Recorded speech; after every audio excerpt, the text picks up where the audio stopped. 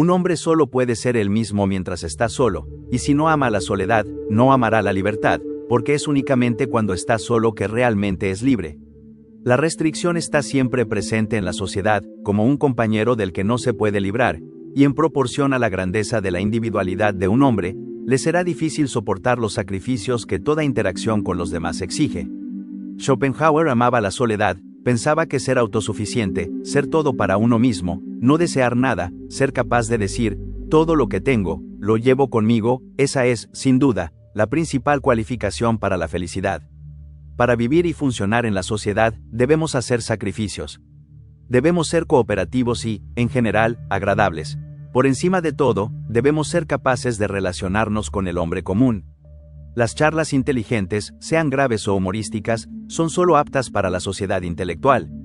A pesar de eso, estas conversaciones son completamente despreciadas por la gente común, a quienes se debe agradar adoptando una personalidad ordinaria, sin rasgos que sobresalgan. Esto requiere un acto severo de autorrenuncia, y es que normalmente debemos renunciar a nuestra esencia para adaptarnos a ser como los demás.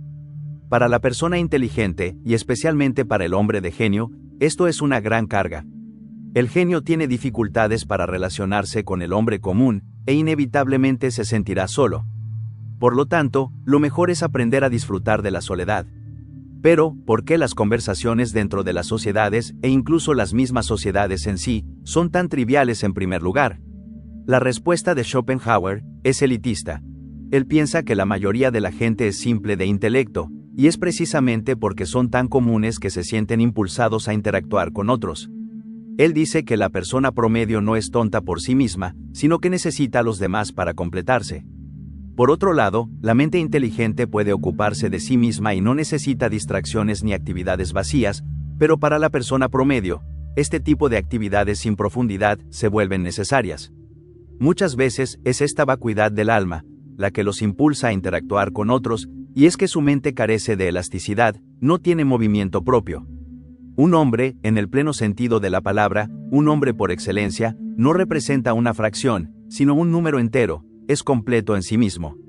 Sin embargo, Schopenhauer también señala que la necesidad de la soledad está directamente relacionada con nuestra edad. Cuanto más joven eres, más necesitas socializar, y esto también es porque tu mente aún no está completamente desarrollada. Cuanto más jóvenes somos, más nos parecemos a los demás, y más fácil es relacionarnos con ellos.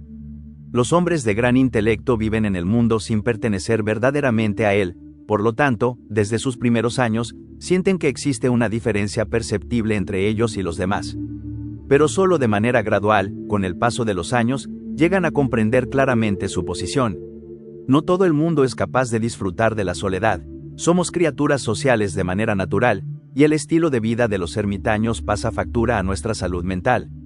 Schopenhauer dice, y cito, cuando encuentres que la sociedad humana es desagradable y te sientas justificado al huir hacia la soledad, puedes estar constituido de tal manera que no puedas soportar la depresión que ello conlleva durante mucho tiempo, lo cual probablemente será el caso, si eres joven. Permíteme aconsejarte, entonces, que formes el hábito de llevar algo de tu soledad contigo cuando estés en sociedad, para aprender a estar solo hasta cierto punto, aunque estés en compañía. El objetivo es movernos a través de la sociedad, sin convertirnos en parte de ella, observando a nuestros semejantes desde un punto de vista preciso, como los biólogos que estudian a los animales. La sociedad, en este sentido, es como el fuego. El hombre sabio se calienta a una distancia prudente, no se acerca demasiado, como el tonto, quien al quemarse, huye y tiembla en soledad, quejándose ruidosamente de que el fuego quema. Para vivir solo, uno debe ser o una bestia, o un dios, dice Aristóteles.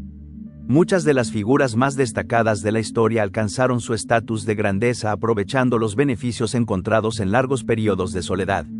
Los 40 días y noches que Jesús pasó luchando con el diablo en el desierto lo impulsaron a sus alturas espirituales. Buda alcanzó la iluminación tras pasar años meditando en la quietud de la selva, y enfrentándose a sus demonios internos, alcanzó una profunda comprensión espiritual. Antes de comprender la libertad que ofrece la soledad, debemos reflexionar sobre las restricciones presentes en los compromisos sociales. Amigos, familia y parejas románticas son ingredientes importantes en una vida buena, pero también representan lo que Philip Koch llamó estructuras de demandas. Además, el estado emocional de los demás restringe nuestra experiencia. Cuando los demás están alegres, nos elevan, pero un mal estado de ánimo a menudo nos deprime. En cualquier caso, nuestro estado emocional no es autónomo, sino dependiente de las personas a nuestro alrededor. Incluso los extraños restringen nuestra experiencia. El filósofo Jean-Paul Sartre nos dice que imaginemos estar solos en un parque. Disfrutamos de la experiencia de los árboles, el sol y los pájaros. Estos elementos existen solo para nosotros. Pero de forma inesperada, otra persona se sienta en el banco frente a nosotros.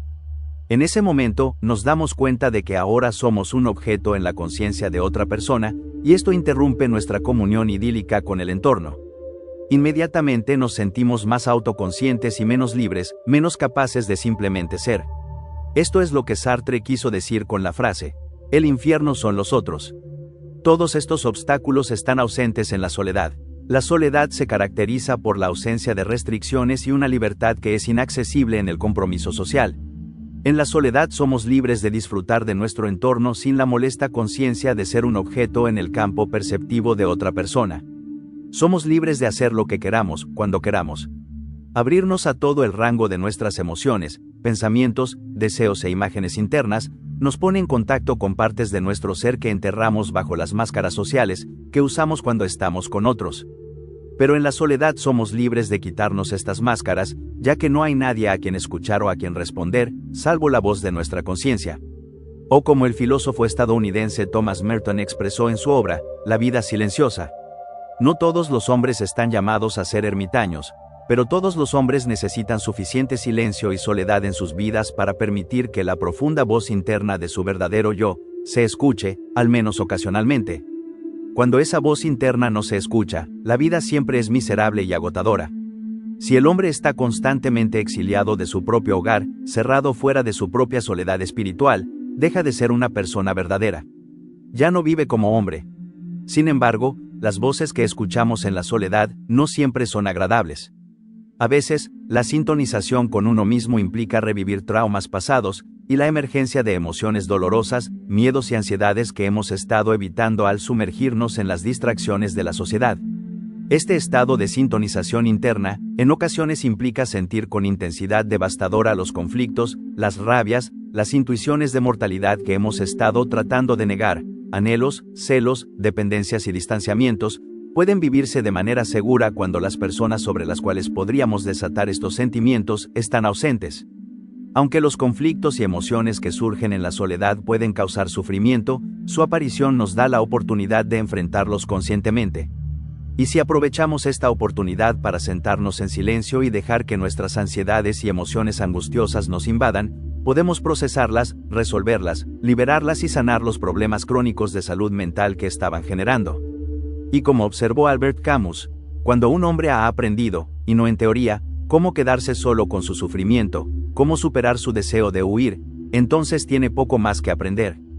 Este poder sanador de la soledad no es una exageración. El médico japonés Shoma Morita desarrolló una forma de psicoterapia, basada en los principios del budismo zen, que renuncia a la intervención médica y farmacológica, a favor de darle al paciente un entorno de soledad, donde se vea obligado a confrontar el sufrimiento que ha estado evitando. La mayoría de las culturas del pasado eran conscientes de las grandes virtudes de la soledad, y en algunas era valorada incluso más que la sociabilidad. Incluso en culturas donde la vida era más comunal, los individuos pasaban largos periodos de soledad para facilitar grandes transiciones en la vida. Por ejemplo, las búsquedas solitarias eran una parte integral de los ritos de paso a través de los cuales un niño adolescente se transformaba en hombre. En un rito de paso, un niño era llevado a un campamento apartado en el desierto. Allí permanecía solo, a veces durante meses. Todo lo que necesitaba para sobrevivir lo hacía o encontraba, él mismo. Cazaba, recolectaba, se protegía de los depredadores y enfrentaba su miedo a lo desconocido y a la oscuridad. Pasaba por una sintonización con él mismo y confrontaba y superaba sus ansiedades, dependencias, y transformaba su mente de un enemigo indómito en un amigo confiable. Solo aquellos que lograban esta búsqueda solitaria eran considerados por la comunidad como hombres de verdad. Las búsquedas solitarias culturalmente sancionadas han sido comunes en todas las culturas conocidas a lo largo de la historia, excepto la nuestra. Esto refleja la profunda aversión de nuestra sociedad hacia la soledad. En lugar de ser vista como un regalo preciado, Mucha gente ve la soledad como algo que se debe soportar entre compromisos sociales o relaciones. O peor aún, la soledad se ve como algo que se debe evitar. Cuando otras personas no están presentes, la mayoría de nosotros miramos dispositivos para distraernos de nuestro retiro y de las voces que podríamos escuchar en el silencio. Tal vez esta huida colectiva de la soledad sea la razón por la cual la enfermedad mental y la debilidad se han convertido en la nueva norma. Elige la buena soledad, la solitaria, libre, alegre y desenfadada que de algún modo te da el derecho de seguir siendo bueno contigo mismo. La vida de Nietzsche, por ejemplo, fue una de soledad, y su último período de vida lo pasó casi en completa exclusión. A los 24 años, se le ofreció ser profesor de filología clásica antes de completar su doctorado o recibir un certificado de enseñanza. En la Universidad de Basilea enseñó desde 1869 hasta 1878. Su mala salud empeoró y se vio obligado a dejar su cátedra. Además, sentía que la vida académica le impedía pensar de forma creativa. Se retiró con una pensión modesta de 3.000 francos suizos, que representaba 2/3 de su salario anual. La pensión, otorgada por solo 6 años, en realidad se pagó íntegramente hasta 1889, año de su colapso mental. Este dinero fue la principal fuente de ingresos de Nietzsche durante los últimos años de su vida productiva, que abarcó de 1879 a 1888. En su periodo como filósofo independiente, se sumergió en su trabajo creativo, a pesar de los problemas de salud persistentes. La actitud personal de Nietzsche implicaba un aspecto oculto y solitario de su persona exterior.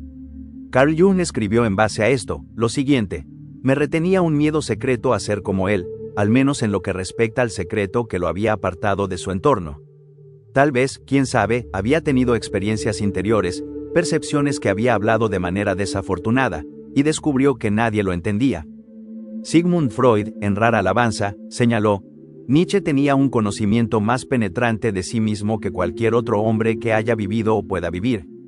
Nietzsche viajaba frecuentemente en busca de climas más favorables para su salud y vivió en diferentes ciudades como autor independiente. Pasaba sus veranos en la frescura de Suiza y sus inviernos en las cálidas ciudades italianas de Génova y Turín, y en la ciudad francesa de Niza. También escribía muchas cartas a sus colegas. Sin embargo, en su mayoría, estaba solo. Aparte de escribir, solía dar largos paseos que podían durar varias horas. Nietzsche se consideraba a sí mismo como el errante solitario y ermitaño, el espíritu libre que había experimentado una gran liberación de las tradiciones que lo mantenían encadenado. La soledad se convirtió en el origen de una nueva categoría de pensador, un filósofo del futuro, un espíritu libre. Además, explica que uno debe permanecer dueño de sus 4 virtudes: coraje, intuición, simpatía y soledad. Porque la soledad es una capacidad para nosotros, ya que es una sublime inclinación e impulso hacia la limpieza, que muestra que el contacto entre las personas inevitablemente hace que las cosas se ensucien. En algún lugar, en algún momento, toda comunidad convierte a las personas en algo bajo. La soledad se expresa mejor en la figura de Zaratustra, el errante solitario. Cuando Zaratustra tenía 30 años dejó su hogar y se fue a las montañas. Allí disfrutó de su espíritu en soledad y durante 10 años no se cansó de ella. Pero al fin, un cambio se apoderó de su corazón, y una mañana se levantó con el amanecer, se puso ante el sol y le dijo: «Gran estrella, ¿cuál sería tu felicidad si no tuvieras a aquellos para quienes brillas? Durante 10 años has subido a mi cueva. Te habrías cansado de tu luz y de tu viaje si no hubiera sido por mí, por mi águila y por mi serpiente. Pero nosotros te esperábamos todas las mañanas, tomábamos tu desbordamiento y te bendecíamos por ello. He aquí, estoy cansado de mi sabiduría, como una abeja que ha recogido demasiada miel, necesito manos extendidas para recibirla. Daría y distribuiría, hasta que los sabios entre los hombres encuentren nuevamente alegría en su necedad, y los pobres en sus riquezas. Para eso debo descender a las profundidades, como tú lo haces por la tarde cuando vas detrás del mar y todavía traes luz al inframundo, tú, estrella sobrecargada. Como tú, debo bajar como dice el hombre, a quien quiero descender. Entonces, bendíceme, bendice la copa que quiere desbordarse, para que el agua fluya dorada desde ella y lleve por todas partes el reflejo de tu deleite. He aquí, esta copa quiere volverse vacía otra vez, y Zaratustra quiere convertirse en hombre nuevamente». Así comenzó el descenso de Zaratustra. La soledad de Zaratustra fue muy fructífera, pero llega un momento en que él se cansa de su sabiduría. La soledad parece, por lo tanto, ser algo temporal. Zaratustra desea compartir sus enseñanzas y así comienza su descenso hacia la humanidad. A pesar de eso, no logra enseñar a la gente, por más que lo intente. De hecho, se siente más aislado con la gente que estando solo consigo mismo, como una oveja negra. A pesar de las apariencias, el hombre mediocre está, en realidad, aislado de sí mismo y progresivamente absorbido por una colectividad sin rostro, que termina sofocando su individualidad. Nietzsche mismo estaba profundamente consciente de su aislamiento psicológico. En uno de sus borradores de su última obra Ecce Homo, escribe: «Soy la soledad convertida en hombre». Consideraba que sus contemporáneos simplemente repetían la cultura y la sociedad en sus ideas, escritos y vida diaria porque carecían de la voluntad de profundizar en su propio ser y extraer significado e ideas de un examen exhaustivo de sí mismos, lo cual solo se puede lograr cultivando la soledad. Nietzsche escribió: «Cuando estoy entre los muchos, vivo como los muchos, y no pienso como realmente pienso. Después de un tiempo siempre parece como si quisieran exiliarme de mí mismo y robarme el alma, y me enfurezco con todos y temo a todos. Entonces necesito el desierto, para volver a ser bueno nuevamente». Zaratustra eventualmente regresa a la soledad, pero esta vez se enfoca en una pequeña minoría de hombres superiores, que, a diferencia de la multitud, poseen virtudes de introspección, disciplina, y otros aspectos constitutivos del amor por la vida. Un individuo que se aísla sin valorar nunca las opiniones externas, solo tendrá su conciencia consigo mismo y nadie que lo confronte o desafíe sus puntos de vista. Es por eso que Zaratustra debe encontrar a los hombres superiores para su elevación mental. Él sugiere que nuestros enemigos son en realidad adversarios cuyas ideas tienen el potencial de mejorar las nuestras. La soledad no es, por lo tanto, solo un resultado del desprecio de las masas, sino que permite forjar un anhelo más profundo por una comunidad. La compañía es importante, y si se elige bien, puede ser mutuamente beneficiosa. La soledad introspectiva es compatible con la vida en comunidad, pero también es necesario retirarse a la completa soledad, algunas veces para recibir sus frutos. Un retiro temporal en la soledad ayuda a disolver la trampa en la que uno cae siendo solo un miembro de una multitud, donde la sociedad se piensa como superior a sus miembros. Cualquiera que cuestione y vaya en contra de la sociedad es ridiculizado y marginado, y lo mismo ocurre con el errante solitario. El solitario es quien desafía el deseo de la sociedad de convertir al ser humano en un animal absolutamente gregario. Hay un gran riesgo en querer existir y pensar como un solitario, ya que se espera que se conforme a la cultura y la opinión popular. Sin embargo, es el solitario quien es libre, mientras que las masas han renunciado a su voluntad y se han convertido en conformistas.